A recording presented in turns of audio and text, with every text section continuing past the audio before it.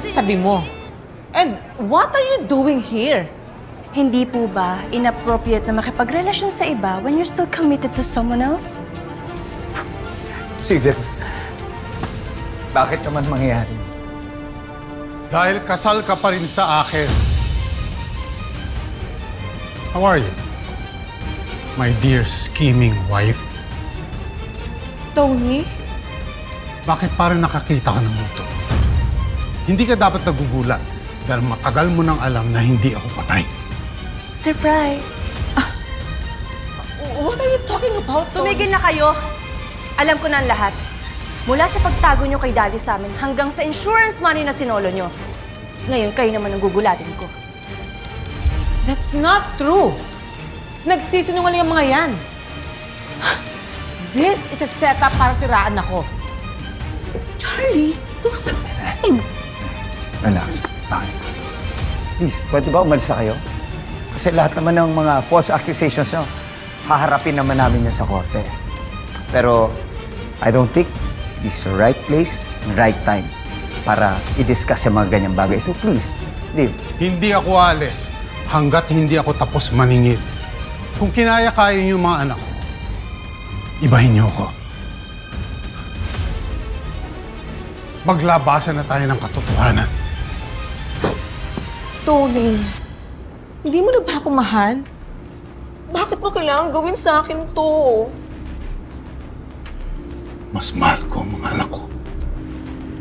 Pues kung ayaw niyo umalis, ako magpapaalis sa inyo. Huwag ka nang makialam dito. Dad! Tumigil na tayo!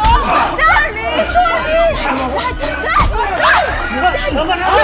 Umalis na kayo dito! Ano ba? Kung kayo, wala kayong karapatan na mag-stay dito! Umalis kayo! Ikaw walang karapatan na paalisin sila, Ina. Kayo ang dapat umalis dito.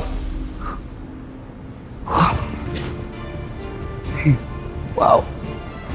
I'm surprised, Memoria. Everyone, it's an honor to have our former CEO and the founder of De La Costa Food Corporation.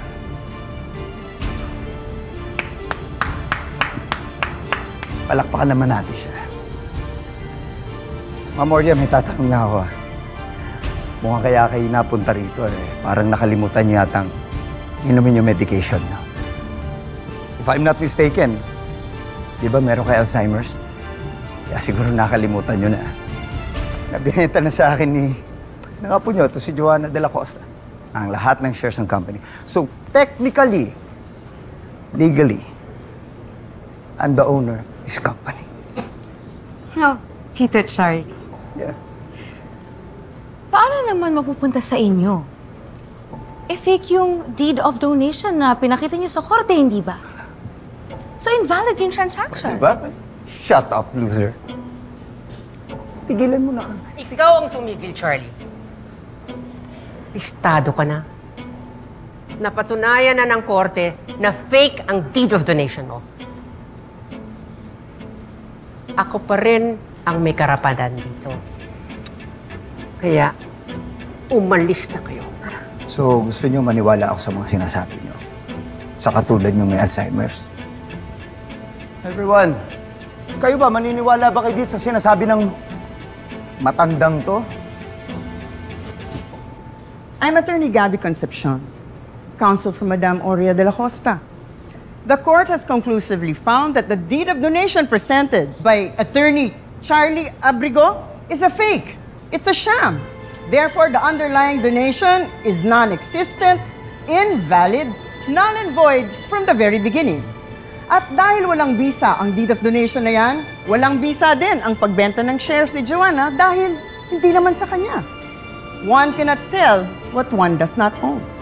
Kaya't lahat ng shares na nakasaad sa deed of donation na yan ay automatic na ibabalik sa kanyang rightful owner, who is none other than my client, Madame Oria de la Costa.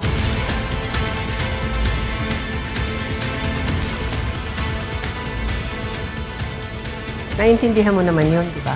Abogado ka. Naiintindihan mo ang sinabi ni Attorney Concepcion.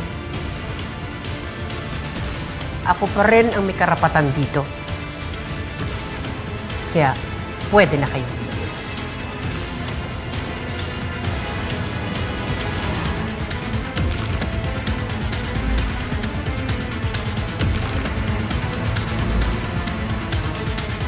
Hello po sa mga kapuso namin sa US. Mapapanood nyo na ang programa ng GMA Pinoy TV kasama ang Shining Inheritance of course. Pati na rin po ang GMA Live TV at GMA News TV sa YouTube TV for only $40.99 per month. Kaya ano pang hinihintay nyo mga kapuso? Subscribe na!